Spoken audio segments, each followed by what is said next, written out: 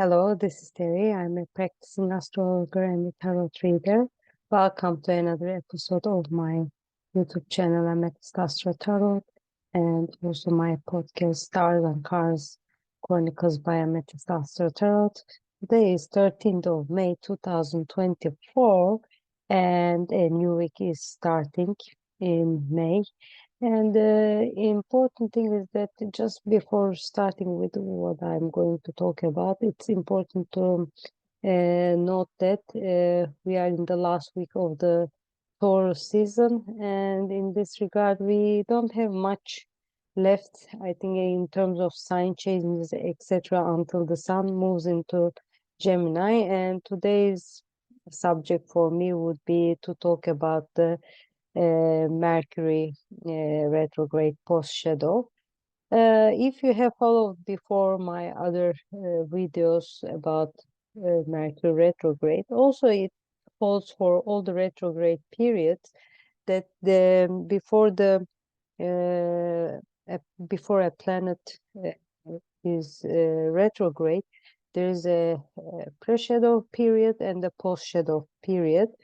And the pre-shadow period, I always explain it in this way. I mean, like, if the retrograde period is the movie that we are seeing, let's say on a theater house, etc., pre-shadow period is like the trailers. You already have this, I mean, feeling like what may happen during this retrograde period, which areas or what kind of things I have to reflect on, what do I need to reconsider, etc., depending on, of course, the symbolism, the characteristics of the planet that we are talking about and the sign that is in, how it expresses itself.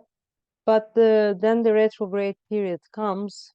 It's like the really movie. We are watching the movie. We are in it now. It's like, okay, as a spectators, I mean, we are looking at something that is going on and we are experiencing it.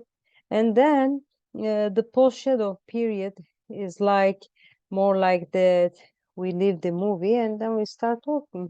How was it? How did you feel? Did I like it? I think I like this part. I didn't like this part. I think this helped me. I mean, it's like for the, I mean, retrograde period, we can say that, okay, this part was good. That slowed down, I think, helped me with this, but maybe I didn't think that this was the best part, etc. That kind of thing. Because if you think that, I mean, like, when a planet starts slowing down during the retrograde period, and then that period finishes, it doesn't happen that all of a sudden, retrograde period finished. Okay, now everything will be like going to normal in that moment. It doesn't feel like this. So there is a period that the planet starts getting back to its own routine and rhythm and everything.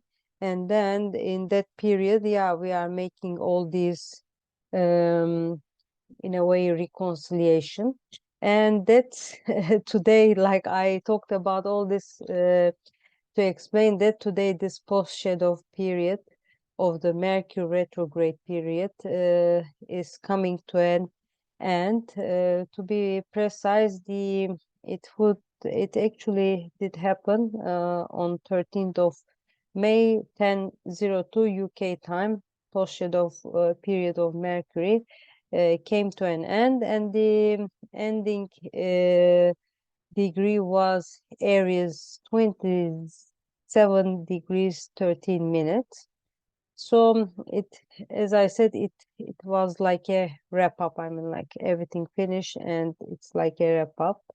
And now, I mean, as this period, I mean, comes to an end, we can say that Mercury, I mean, was already back to its complete expression in Aries, but it's like a full expression in Aries without carrying any impact of the retrograde period. And soon, in any case, I mean, Mercury will start its journey on the 15th of May in the sign of Taurus, finishing its long and, in a way, compulsory long period due to the retrograde period in the sign of Aries. which had started back on the 10th of March. And in that sense, maybe we should enjoy the last days of being, this brave and initiative person in the way that we communicate or relay our thoughts in certain areas of our lives. All I hope that the slow down interval and reflecting on our on our ideas during the retro period have paid off, and we could have felt that mm, fresh restart during the post-shadow period to move forward with the Mercury in Aries, and as I said later in the sign of Taurus. I will just share my screen before I say goodbye. Why? Because I wanted to show this is the, as I said, this Mercury retrograde post-shadow period ending chart. And first of all, I mean, in this chart, of course, the moon was in Cancer, in the last degrees of Cancer.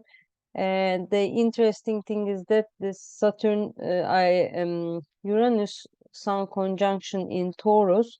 Why is it important? It's a way, I mean, like, because Uranus brings this sudden changes, surprises, and when it is coming together, like in a way, hand in hand with the sun, which can be about our identity, self-expression, and power.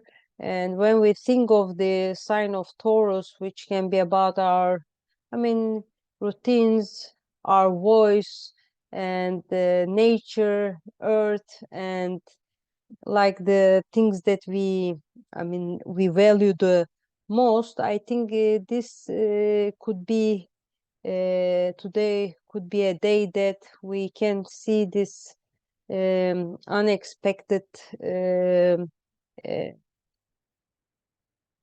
changes in the way that I think we express or we identify ourselves. I mean, the kind of routines or the way that we voice ourselves and everything. And it can be a good, I think, sparkle.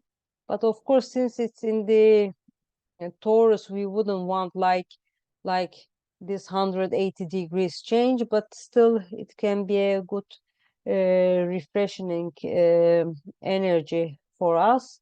And the rest, I mean, I wanted to show that there is still this dominance in the sign of Taurus, but we have also good impact of the Aries as well. So in that sense, both Venus as the ruler of Taurus and the Mars as the ruler of Aries, how they behave and how they express themselves uh, can be really important in our lives and in the area of lives that where Taurus and Aries are in our charts.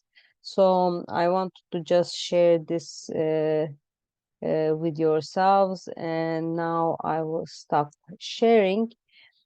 I hope that you have a lovely week ahead, and soon I will be making another video about the Mercury in Taurus, which will start, the period will start on the 15th of May.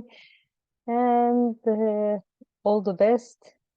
On 20th of also May, the sun will be moving into Gemini, and today the moon will be moving into the sign of Leo very soon, which is good because then it means that we can go out of the mood of home sweet home and then be maybe feeling the need of being more confident and creative, especially in expressing our feelings and everything out, but also in as a general mood.